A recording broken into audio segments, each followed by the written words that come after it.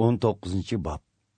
Hazreti İsa bu sözlerini etip bo'lgandan keyin Galiliya o'lkasidan ayrilib, Yahudiya o'lkasini besib o'tib, Iordan daryosining u qetidagi rayonlarga bordi. Zo'r bir to'p odam uningga egishib kelgan edi. Hazreti İsa ularning orasidagi kasallarni shu yerdala saqaytdi. Hazreti İsa'ning yeniga kelgan ba'zi paysiylar uningga tuzaq qurish maqsadida uningdan bir odamning har qanday bir sabab bilan ayolni taloq qilishi Tavrat qonuniga uyg'unmi deb so'radi. Hazreti İsa mundaq javob qaytardi. Tavratni o'qimadinglarmi? Yaratquchi burunla insonlarning bir gavdi bo'lishi uchun ularni er va ayol qilib yaratdi va bir odamning ota-onasidan ayrilib, ayoli bilan birlashib bir tan bo'lishi ana shu sababdandir, dedi. Shundoq ekan, er ayol amdi ikki tan emas, bir tandir. Shuning uchun Xudo qo'shqanni inson ayirmasin. Parislar Hazreti İsa'dan: "Undaqda Musa payg'ambar nima uchun Tavrat qonunida erlarning o'z ayollariga bir parcha taloq xetni beribla, ularni taloq qilsa bo'ldiganligini aytdi?" deb so'rashdi. Hazreti İsa ularga: "Tarsolinglardan Musa payg'ambar ayollaringlarni taloq qilsa ruxsat qilgan. Biroq olam oprida bo'lganda bundaq emas edi.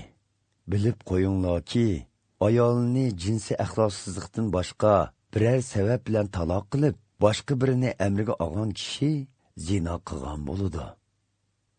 Shogirdlar Hazreti İsa'ga: "Agar er bilan ayol o'tirishga munosabat shundoq bo'lsa, undaqda o'ylanmaslik yaxshi ekan", dedi.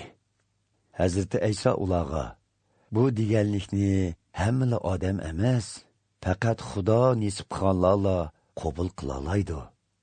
O'ylanmaydigan kishilar xilma-xildir.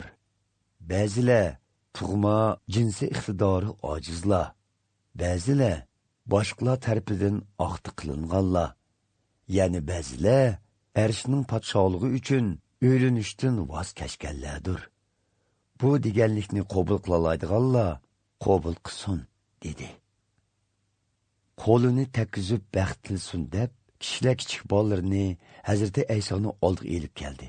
Biroq shogirdlar ularni aybladi.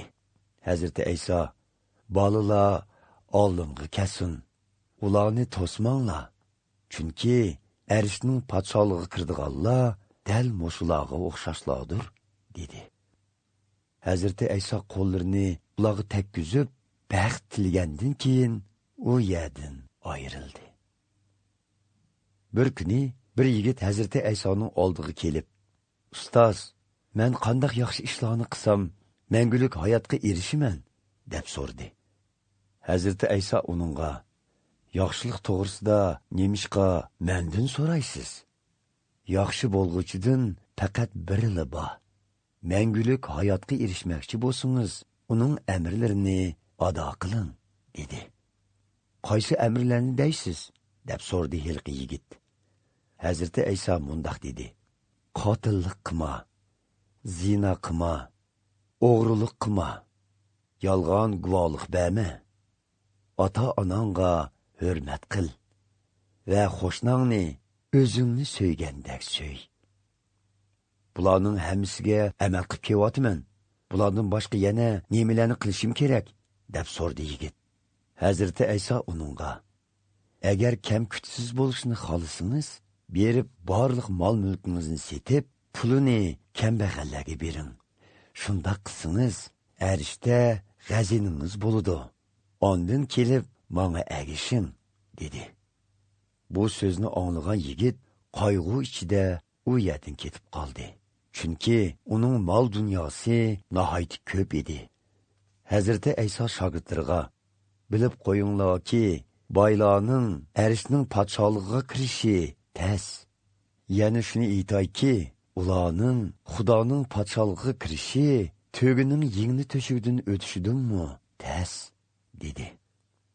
Buni anglagan shogirdlar bakmu hayron bo'lishib: "Undaqda kim qutqizishga erishalaydi?" deb so'rashdi. Hazreti İsa ularga qarab: Bu insonlarning qo'lidan kelmaydi, lekin Xudo hammaga qodirdir, dedi. Buning bilan Petrus uningdan: "Mana biz hammani tashlab sizga agashdik. Biz buningdan nimaga erishimiz?" deb so'radi. Hazrati Isa ularga mundaq dedi: "Bilib qo'yinglarki, yangi dunyo yetib kelib, inson o'g'li shonliq taxtida o'tirganida, sizlar menga agashganlar 12 taxtda o'tirib, Isroillarning 12 qabilasiga hukmronlik qilasizlar. Meni deb öylari, qarindoshlari, ota-onasi, bolajoqlari yoki yer zaminlaridan voz kechganlarning hammasi yo'qotqanlardan 100 assa ortiqroqqa erishib, mangulik hayotdan bahramon bo'ladi. Lekin shu chog'da nurg'un oldingi qatordagilar oxirqilar bo'ladi. Nurg'un oxirqilar oldingi qatorga chiqadi."